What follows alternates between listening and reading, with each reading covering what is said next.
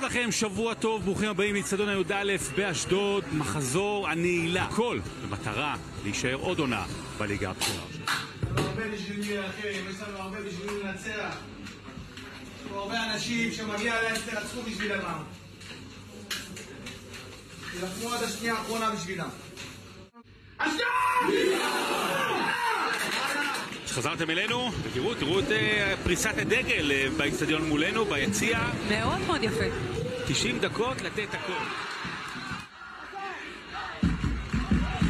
כדור עונשין מ11 מטרים מזכותה של מ"ס אשדוד. אשדוד בלחץ, חמודי כהנן. אל הנקודה הלבנה, 1-0! קפצן ורועי לוי נעצר, רועי לוי! אל הנקודה הלבנה, 2-0!